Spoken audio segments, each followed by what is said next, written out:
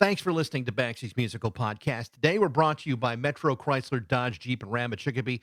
Be sure to stop by their state-of-the-art dealership next to BJ's and Big Y on Memorial Drive, or check out metrojeep.com and drive away in your new Metro Chrysler Dodge Jeep Ram today. If you like what you hear, be sure to follow the show. Hit us up with a big fat review if you can on whatever platform you're listening to. There's a new episode every single week, and I hate to think that you'd miss out on any of the ones that are coming up or any of the ones that you might have already missed. Either way, enjoy, and thanks for listening to Baxie's Musical Podcast. It's Baxie's Musical Podcast. Resistance is useless.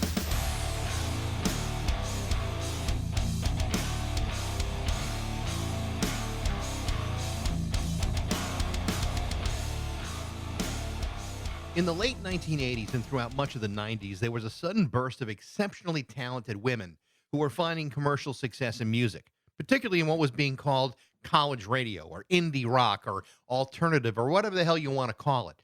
Most of those artists just prefer to call it music because labeling stuff is kind of stupid, and most of those artists weren't making music simply because they were women. They were making music because they were great at it, and more importantly, they all had something to say. So let's forget about the labels for a moment, and let's look about who we're talking about. The Breeders, L7, Sleater Kinney, Throwing Muses, Belly, Liz Phair, Alanis Morissette, Tracy Bonham, Hole, PJ Harvey. It's a substantial list, a list that also includes my guest today, Juliana Hatfield. In 1986, Juliana, along with Frida Love and John Strom, formed the Blake Babies while they were all students at the Berklee School of Music in Boston. The band released 4 albums over the next several years until they broke up in 1992. From there, Juliana briefly joined Evan Dando and the Lemonheads, playing bass on their breakthrough album, It's a Shame About Ray. That same year, she released her first solo album, Hey Babe, which included performances from Evan Dando, but also John Wesley Harding and Mike Watt from the Minutemen. And while that album was a critical success, Juliana wouldn't have her first commercial breakthrough until the following year when she formed the Juliana Hatfield Three and released the 1993 album, Become What You Are. That album cranked out 2 hit singles, including My Sister and Spin the Bottle. In 1995, she went solo again for the album Only Everything, which saw another hit in Universal Heartbeat. In total, she's released 19 solo albums and has enjoyed collaborations with people like Paul Westerberg from The Replacements, Amy Mann from Till Tuesday, Exene Cervenka and John Doe of X, Susanna Hoffs from the Bangles, and many others. In 2018, Juliana began releasing a series of records spotlighting the music of some of her favorite artists, the first of which was Juliana Hatfield Sings Olivia Newton-John. The following year, she released Juliana Hatfield Sings The Police. And late last year, she released Juliana Hatfield Sings ELO. There were also a couple of exceptional solo albums tossed in there as well, but all of these records were very well received, especially amongst some of her most devoted fans. In 2008, she published her autobiography, When I Grow Up, a memoir. And to be perfectly frank with you, it's possibly one of the most honest and emotionally revealing music autobiographies that I've read in years. The Juliana Hatfield Three are back on the road this year with Soul Asylum. She'll also be making a detour stop at the Drake in Amherst on November 2nd, and also at the Sinclair Theater at Cambridge on November 3rd. This is my conversation with the great Juliana Hatfield on Baxie's Musical Podcast.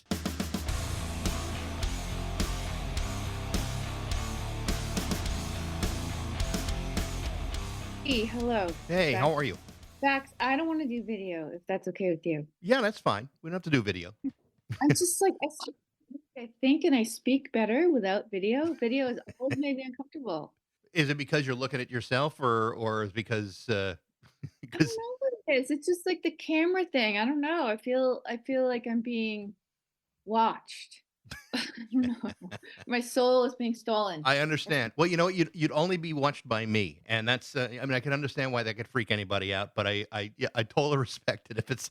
It's nothing personal. It's like I have this problem with I can only use like the fewest sentences I have to use at the same time, the better for me. Understood. Understood. Okay, thank you for accommodating me.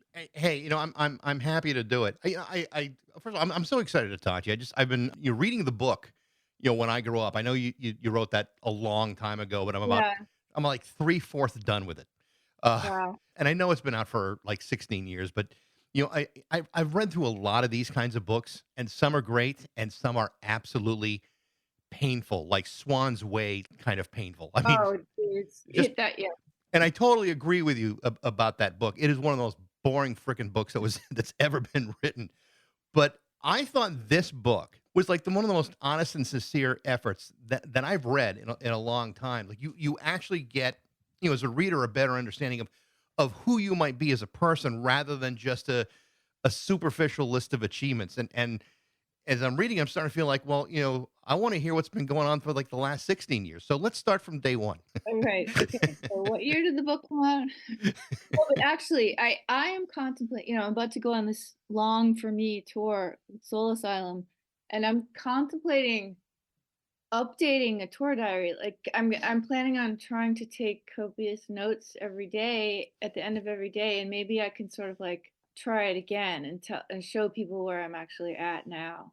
I think that'd be really interesting. It's been a long time since I think people have had a chance to see, well, where are you at in your life, all these years Right. later. Because I mean the book I thought was very refreshing in the sense that, you're not writing bullshit like, well, let me tell you how I joined forces with rock and roll's Evan Dando. You're not doing that. I Yeah, mean, and I think I barely even mentioned Evan. I think barely, I but because I sort of wanted to stay away from that. I didn't want to. I mean, well, for other reasons, but yeah, I didn't want it to be what anyone expected it to be. To be just focusing on really, it's really focusing on my own emotional problems, and I just have this weird compulsion to be so honest in my work, maybe in ways that I have trouble communicating in real life. As you can see, I can't turn the camera on because I have trouble with that. So I feel like I just put it all in the work, and music or writing. It's like I'm compelled to be brutally honest. and I think that's good because, by doing it that way, I think it gives somebody, a look into something that they all can relate to. Yeah, Insecurities, self-doubt, this internal yeah. conversations that we all have with ourselves. And yet, in spite of all of that, the one thing that remains a constant for you has been your music and how important that has been for your entire life to be able to express yourself musically. Has that changed at all, or has time kind of softened that for you? I think my own feelings about and relationship toward my own music have become even stronger just recently. I mean, I was very conflicted for many years about making music. I felt like it was a curse that I couldn't do anything else, but I couldn't stop doing it, but I was so frustrated by it, by many aspects of it, by touring was bumming me out, and the reaction, the misconceptions toward me, just a lot of problems. I was always complaining about my job, but only lately, I'm working on a new album, and I've started to feel like I'm coming to terms with it finally. Like this is actually my wonderful, beautiful gift for myself. It's kept me relatively sane most of the time, and it's something to live for when Yeah. I feel like I have nothing else. And it's just more important to me than ever. And it has nothing really to do with charts or anything like that. It's about an expression and a communication, and I just feel very much more blessed than ever, and not as frustrated. You and I are almost exactly the same age, and we grew up about 30 some odd miles apart from each other, south of Boston. Sorry, where are you from? Well, right now I'm in Springfield, but I grew up in Rehoboth, which is near Taunton, Oh, Attleboro. yeah. Yeah, not Yep. because you lived in, was it Duxbury? That's great. Yeah. Yeah, so it's about 30, 35 miles away. I mean, you and I Yeah. could very easily have been in a very unsatisfying high school relationship with each other. Like our teams could have played your teams. It's possible. Really. I don't know if Duxbury played Dighton Rehoboth because I was not the athletic type. But but what's really interesting about all of that is that, to me, is like you and I kind of seem to travel a similar track in discovering music, back in the 80s and, throughout high school and heading into college. And we seem to kind of gravitate towards the same kind of music too, which I thought was really interesting. For example, there's a whole part in your book about the replacements and the importance of Paul Westerberg's music in Yeah. your life. And I totally related to everything you were saying about it because I think a lot of people of our generation of those years look at that music and of him specifically as being almost like the like the Bob Dylan of our age. Tell me Yeah. a little bit about the importance of Paul Westerberg and the Replacements for you. Well, I think I expressed it pretty well in the book, and it's a lot. There's a lot of words in that chapter, but um, what I'm trying to say is I'm probably not going to explain it very well here right now. But it was just his voice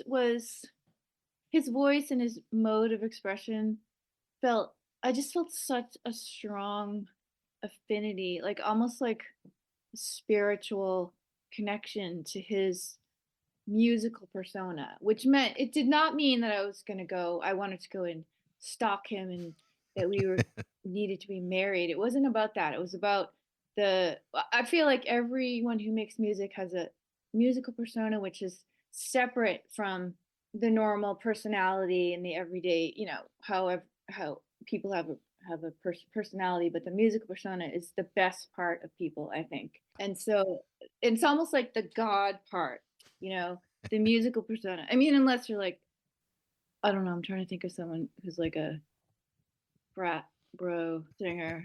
That maybe that's not like the God part of that person. But like, I don't want to demean anyone. Sure. I'm not saying it's very well. But yeah, I feel like there's definitely God, whatever your conception of God is, if you have one, I feel like it shows up in people's musical voices. So yeah, what he would, I guess Paul Westerberg was kind of like a god to me in that way, and I kind of worshipped the sound of his voice and his guitar playing and the way he delivered it. And for me, it was just like I felt so alone in Duxbury a lot of the time, and no one in that town knew of the Replacements except for myself. I was the only one, and I mean that I knew of. Right. And so it was hard for me to, when you're that age, when you're a teenager, you want to bond with your friends over music, and I was bonding oh, with the Police, with certain friends, but Replacements I was on my own, and it was like I needed it at that time. It was just I felt that his expression was so close to what I was feeling, and his way of singing, the roughness, Hmm. the combination of like tenderness and scoffing at things, like it was so complicated, like I was so complicated, and it wasn't like some easily explainable music. And I was just very drawn to it, and it was very important to me to realize that, oh, there are people like me out there. To me, there was always like a combination of beauty and recklessness Yeah, about it. exactly. Yeah, that's what it was. It Yeah. was like it's so alive, but in every way, like so honest in that you can feel, maybe like a bird will bring you to tears, the beauty of a bird song. But then you're driving and someone cuts you off and you're just like swearing, giving want to give the finger and want to like rip someone's head off. It's like the combination of those things. So the reason I'm asking about this because obviously this came out well after the book was written. So in 2016 you had the opportunity to record an album with him as the I Don't Cares. Yeah, and considering how you have felt about him and about his music over the course of your lifetime, this had to be a thrill. And to have this be one of the final recordings that he would ever record, 8 years ago. I mean, I'd be pinching myself every day. What was that experience like for you? And how did that even happen? Well, we had met a long time before that. We had more of a history and a friendship. So at that point, when we were working on the I Don't Cares record, I had known him for maybe like 20 years by then, Mm. or 15, a long time. Because back in the 90s, I think it was, my memory is so bad, I have to put that out there as a disclaimer, but I think it was when he put out his solo album, 14 songs. I think that was it, when he went on tour and he invited me to open for him on that tour, Wow. before we had met. And so that was when my head exploded. Really. It was like, holy shit. Like my idol, my first and biggest idol is personally inviting me to open for him on tour. And I couldn't believe it. Like that's when I was pinching myself. And so, but then right before we were supposed to meet up in Denver for the first show together, he canceled because he threw his back out, I think, Right. and he had to cancel. So for me, it was like the best and then the worst of all time, because I couldn't, like, I was invited. There's something in my music he was drawn to, and or I don't know, maybe it was a marketing thing, but I doubt it because he doesn't think like that. But then he couldn't do it, so we never got to meet then. So heartbreak. Then we did meet. We met soon after that, and we became friends. And so we had this ongoing interaction happening. So by the time we started working on the I Don't Cares, we knew each other really well. But still, there were moments we were in his basement recording, and he'd be recording something, and I'd look over and I'd say to myself, my teenage self's head would have exploded Yeah. to know that someday I would be in Paul's basement recording music with him. I would think that recording a song like Have to Pee with Paul Westerberg would be like the highlight of your life. I mean, it's not exactly Gary's Got a Boner, but it's pretty damn close. Yeah, it's a little more clever than Gary's Got a Boner, but yeah, I mean, but you get to know, like with anyone, you get to know the person. There's his musical persona, which is still untouchable, but then there's Paul the person. So you learn to separate the two. Like we annoyed each other and got on each other's nerves and pushed each other's buttons. But yes, I still revere his musical persona. I want to talk about some of your more recent stuff here for a bit because well, every band starts off playing covers. You've released over the last couple of years 3 albums covering the music of Olivia Newton-John, The Police, and then last November you released Juliana Hatfield Sings ELO. Each one of these artists holds a certain importance to you. What made you want to tackle these specific artists individually? Well, with Olivia, I think that around the time I was thinking about her music, it became publicly known that her recurring cancer had come back. She had beat it twice, I think, over the years, and it came back. And then I saw she was going on tour, Hmm. and I had never seen her before, so never seen her in concert before somehow. So I decided I have to go see her, and the closest place to Boston that she was playing was outside of Pittsburgh. So a friend of mine met up in Pittsburgh, and we went to the show, and it was great, and I was so happy that I had seen it. And around then was when I started working on the album, or maybe I had already started it. But I think that there was a sense that, oh, time is so precious, and I gotta show people how much I love her and her music, and I have to do this in tribute to her because her music and her voice was so important to me when I was growing up. She was like a light in the darkness, and she was like a beautiful, wonderful escape for me all through my life. And it continued. I can listen to her now, and I still feel the same Hmm. feelings of pleasure and happiness. Yeah. I mean, now it's bittersweet because she's not here anymore. But so the album came out, and we were giving I think it was we were giving a portion of every time someone bought one of the albums, we gave a portion, maybe $1, I think, to her cancer charity Hmm. in Australia. So we were able to, give back to that, that was a really important part of her life, because she was doing research and she was helping people out with their treatments and things. And she acknowledged it in my album. She was very gracious about it. And so again, it was like dream come true. I didn't meet her, but being able to just sort of interact indirectly and to just be able to give something to her and to show people how much she meant to me. Her music meant to me. I love the fact that you chose to do the music of ELO too. I mean, I think like Jeff Lynne is like one of the most underrated songwriters of all time. Right. Unapologetically, I think Out of the Blue is still one of my all-time favorite guilty pleasure albums. Yeah. And I love the fact that when you're going through, his catalog, I mean, there's a lot of songs there. You picked some of the later songs, but also some more obscure ones like Bluebird is Dead, for example. I loved what you did with that. I thought that sounded so great. And not a lot of people know that song. It's off the album on the third day, but you did such a fantastic job with it. How did you sort through and actually all 3 projects, I mean, it's the same question. How did you decide which songs you wanted to take on?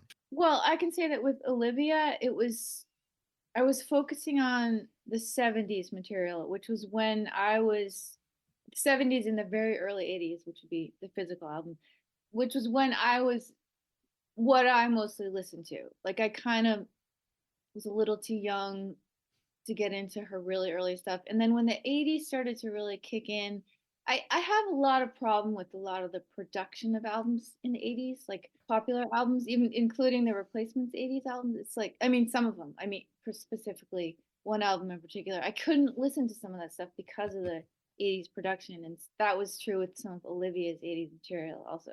So with her, it was more like really focusing on the era I was mostly listening to. Then with ELO, I was not as personally connected to the people to Jeff Lynne. He was an enigma to me. I didn't really even know his name until I was, older. I just they were more like a band out here on the radio and I would love it but I didn't know anything about them. So with ELO I wanted to, I had this kind of new appreciation of Jeff Lynne when I got older and all of his amazing production of other people and his voice, his Yeah. writing.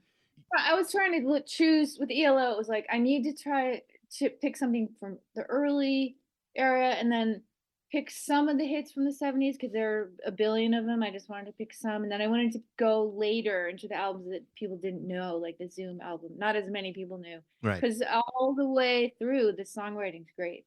Well, I mean, you mentioned that Olivia Newton-John at least acknowledged in some way that your record. Did you get any acknowledgement from Sting or Jeff Lynne for that matter, or was Olivia the only one? Nothing, nothing that I know of from Jeff Lynne, but there was kind of a funny indirect acknowledgement from Sting because my old friend Josh Freeze, who played some drums on my album Only Everything, he was touring as Sting's drummer for a number of years. Mm. He's in the Foo Fighters now. He's just this incredible drummer, gifted drummer, and really, really excellent guy. Down to earth, funny. So he was on tour with Sting for a while, and I was in the UK. This was when that Police album was coming out. My Police album was coming out, and Josh, we get in touch with one another once in a while. I was talking to him, and he mentioned that and he said that one night Sting came into the dressing room and he had his phone. He's like, "Hey, Josh, have you heard of Juliana Hatfield? Evidently, she has an album of Police songs coming out." And Josh said, "Yeah, I know Juliana. She's great." So that was all I got. I don't know if Sting ever listened to the album, but for me, it was just super cool that he spoke my name. He doesn't get to speak everybody's name, so you gotta Yeah, think that's pretty awesome. But yes. I would think that of the three records you're talking about, Olivia Newton-John, The Police, and ELO, the most challenging probably had to be The Police. I mean, because instrumentally they're just so identifiable. Like just Stuart Copeland's drumming alone, is like the backbone of a lot of that music. Did you find them to be harder to do than the other two, or did it not really No, matter? no, the Police, that was the least difficult album of all three for me. Really? Number one, because I just decided early on I'm just gonna completely forget about the Stuart Copeland angle and not try in any way to match any or attempt to recreate anything that he had done because he's a unique drummer and no one can play like him. Right. Or if anyone tries to play like him, it's just gonna sound like an imitation. So I threw that out. I'm like, we're just gonna start over. I'm gonna strip it way down. That's the one part of the album I'm not quite sure I nailed though, the drums. I think maybe I stripped it back too much. On some songs I used like a drum machine that was playing the same beat through the whole song, I think. But if you're focused on the song themselves, Yeah. then that really shouldn't matter whether it sounded like a particular person or not.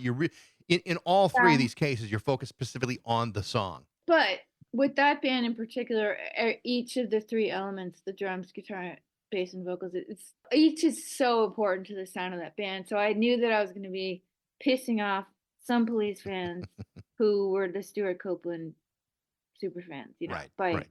because he wasn't there. Like some people are just going to be immediately annoyed because Stuart Copeland's not on the song.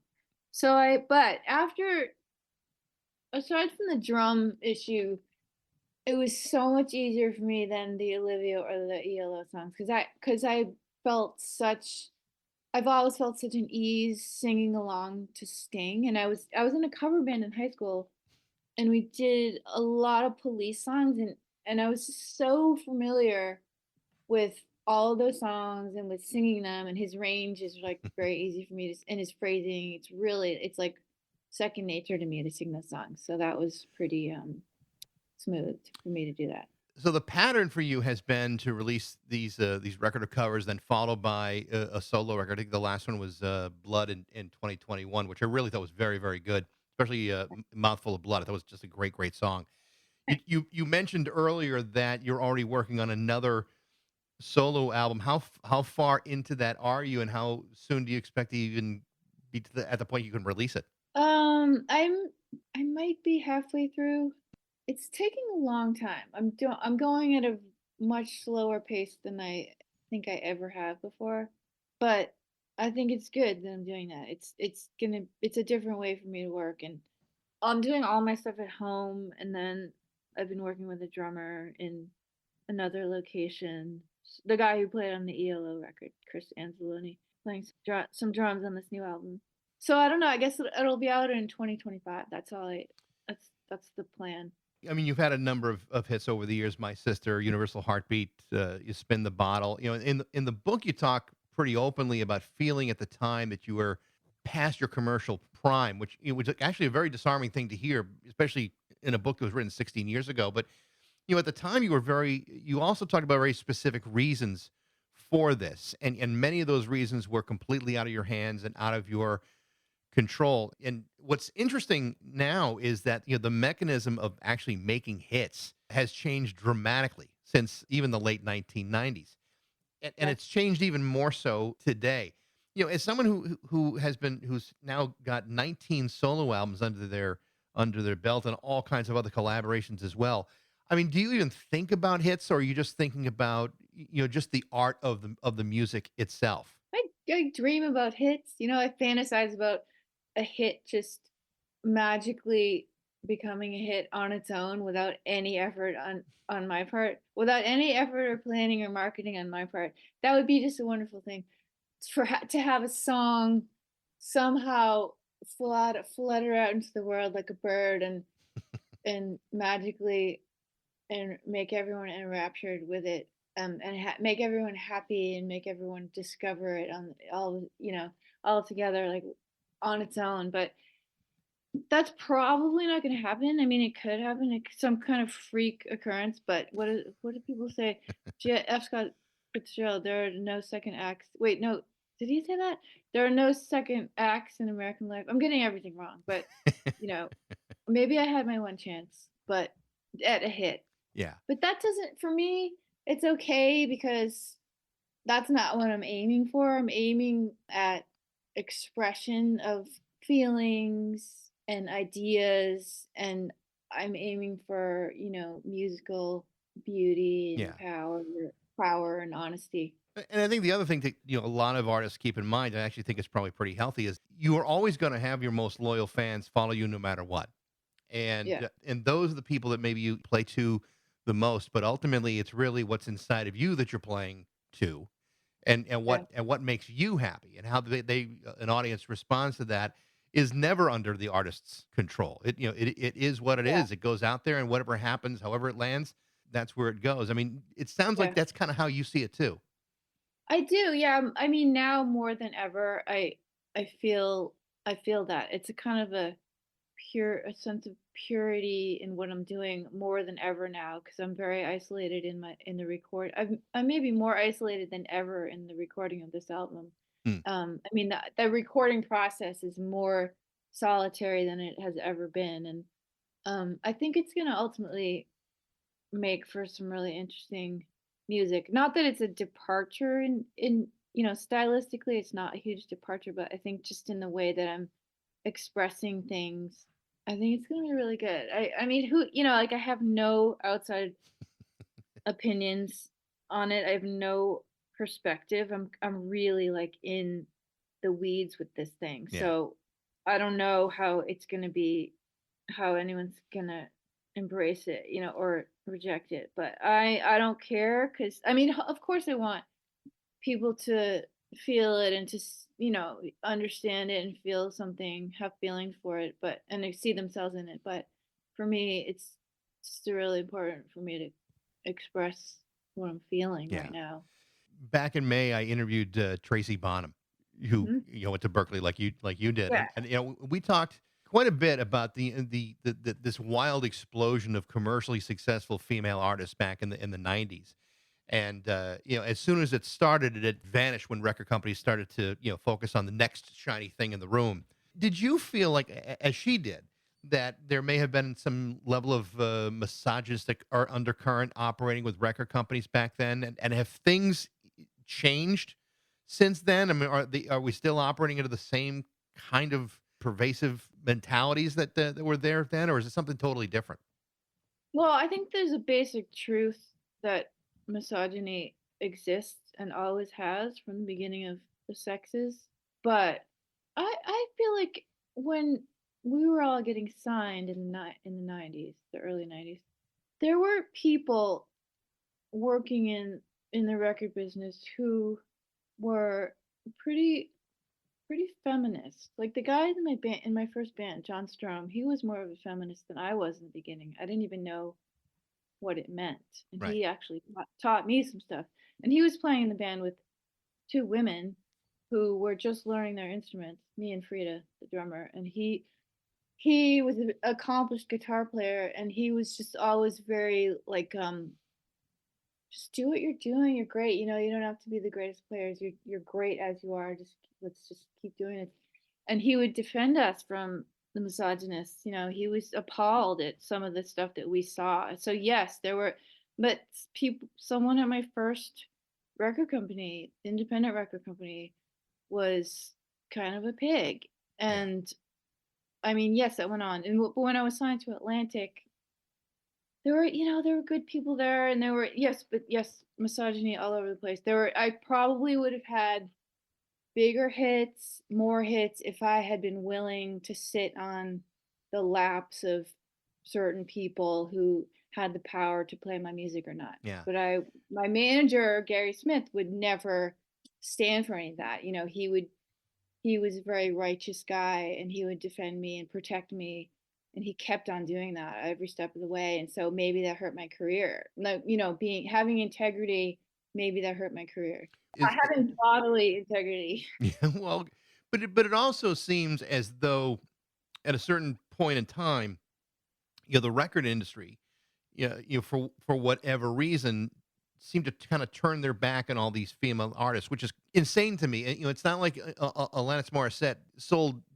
30 million records simply because she was a woman. She sold 30 million records because it was a good record, and you worked hard to make that happen for her. And then at some Right. point, they just stopped doing that. And all of these substantial female artists, I think, really suffered as a result of that. And Tracy's a perfectly good example of that. Her second record was maybe even better than the first, and yet it just got ignored and pushed back for forever and ever because for whatever reason they decided they wanted to focus on something else. Well, you know what happened with me? I mean, a whole lot of things happened, but I ended up making a third record for Atlantic that was never released. Right. So that's what, and then I asked them to let me go from the contract, and so that's what happened with me.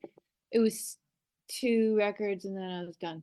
But a new president, there was a lot going on to make that happen. A new president came, the guy who signed me, Danny Goldberg, he left, and then this new guy came in, and they were more focused on Jewel, who was a new signing to Atlantic. And I knew Jewel came in. I'm like, oh, yep, there, I'm done here. I'm Mhm. done here. So I guess you could say that the sexism in that scenario is like they can't focus on two female artists at the same time. It's like Juliana or Jewel. What should we do? Um, Jewel. They focused on Jewel. And I get it, I got it and I get it. And I think that on the one hand, yes, women had to deal with this, like there can't people didn't know how to deal with too many at the same time, including radio programming. I think it's still happening. Like they, if where there is radio, it's like you hear about this happening on country radio. Like they can't play too many songs by female artists back to back.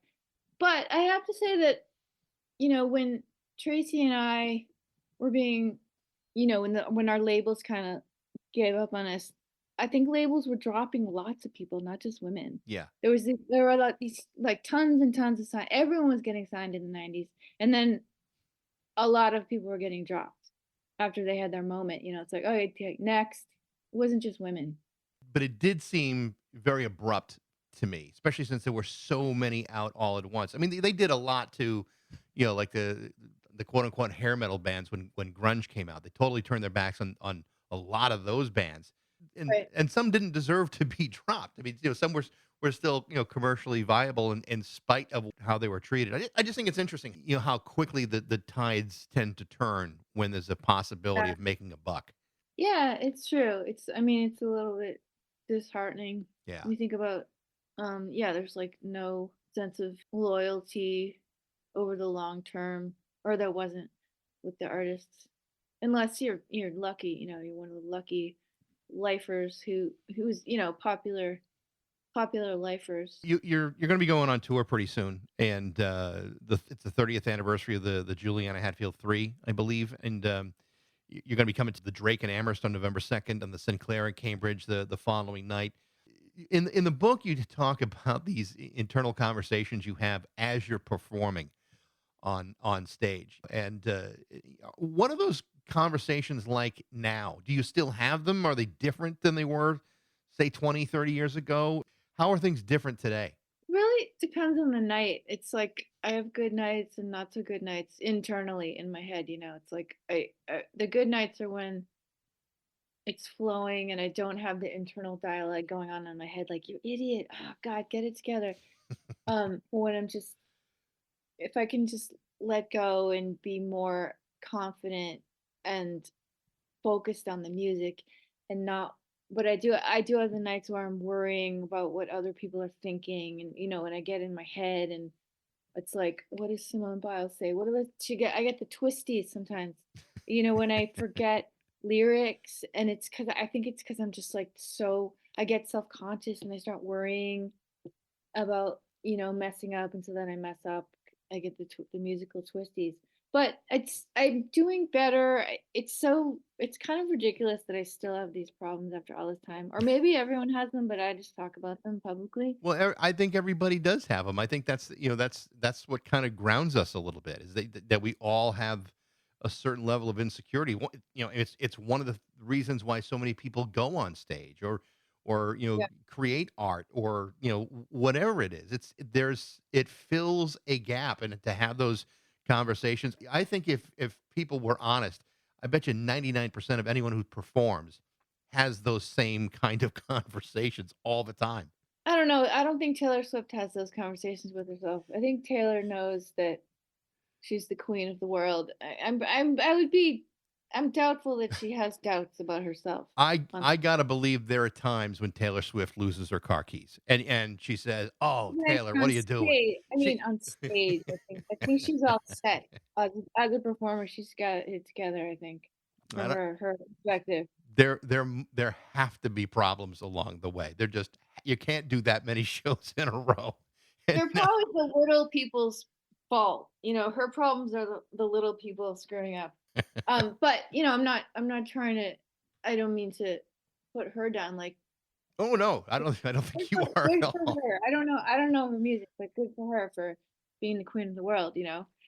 Better her than someone undeserving. You know what I mean? Right, right. But I'm just trying to say that I have all of my career, I have had confidence problems and crippling insecurities. It happens in the studio sometimes, happens on stage sometimes, and sometimes people don't know that I'm struggling with this stuff, but sometimes they do because I'm vocal about it. I'll talk about if I'm having a hard time on stage, I might say something about it because I feel like I have to explain myself to these people.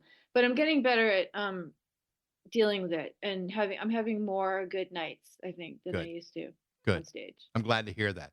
I think the people in Amherst on November 2nd will be glad to hear that too. Yeah, I don't think I've ever actually played in Amherst proper before. Really? Northampton. Northampton for sure. Sure. Yeah. Yes, that I know. But it'd be great to have you out here. Oh wait, there's a chapter in my book about my depression, my horrible depression, and it happens at a gig at Amherst College. I remember Yes. that. Yes. Yeah. And I That's believe how cool it was. right, and I believe there's a park bench you're sitting on, kind of like Yeah. ruminating about it. Yes, I remember that part. I think I'm lying under a table in the dressing room crying. Well, Yeah. I hope your experience next time in Western Mass is a little bit better than that. Sure, it will be. Juliana, it's a real pleasure to talk to you. I wish you best of luck, not only with the ELO record, but also with the next solo record coming up next year. And best of luck on the tour. It's a real joy to talk to you today. Thank you so much. Absolutely. The Juliana Hatfield Three are coming to the Drake in Amherst on November 2nd and at the Sinclair in Cambridge the following night. Thanks for listening. I hope you enjoyed it. If you did, like it, share it, review it, tell everybody you know about it. You can follow us on Instagram, Facebook, and TikTok for regular updates about upcoming guests. Thanks again to Metro Chrysler, Dodge, Jeep, and Ram at Chicopee for their support, and thanks to you for listening to Baxie's Musical Podcast.